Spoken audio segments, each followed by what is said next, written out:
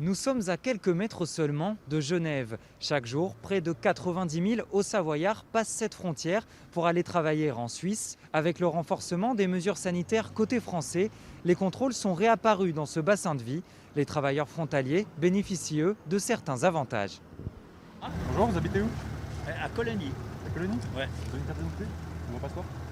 Pour rentrer en France, un test PCR négatif est désormais nécessaire, sauf dans 3 cas, les chauffeurs routiers, les personnes résidant à moins de 30 km et les travailleurs frontaliers. Les frontaliers qui sont amenés à se déplacer quotidiennement en direction de leur lieu de travail qui se situe en Suisse, on ne peut pas techniquement leur demander de réaliser des tests PCR tous les 72 heures. Donc les personnes peuvent présenter ce qu'on appelle le permis G, c'est-à-dire le permis qui les autorise à travailler en Suisse. Vous vous souvenez du mois de mars, monsieur le maire? Je me souviens du mois de mars et des plots, C'était un peu compliqué. des barbelés, voilà, c'était un peu compliqué. Si les frontaliers sont aujourd'hui avantagés, c'est grâce à la concertation entre les services de l'État et les élus locaux. Nous voulions que le bassin de vie transfrontalier soit reconnu tel quel. Et c'est cette reconnaissance pour laquelle nous sommes battus, mais qui a été une vraie avancée dans l'application des nouvelles mesures de sécurité sanitaire.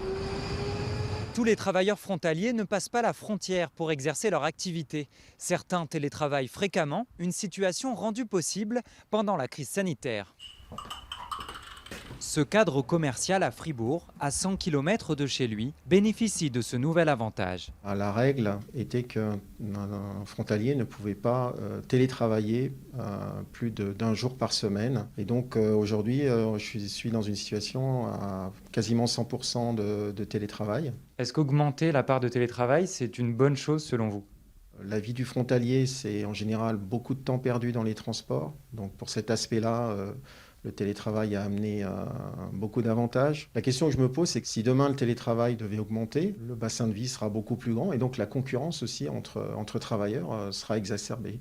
Dans cette crise, certains ont perdu leur emploi. Le chômage des travailleurs frontaliers a d'ailleurs augmenté de 13%.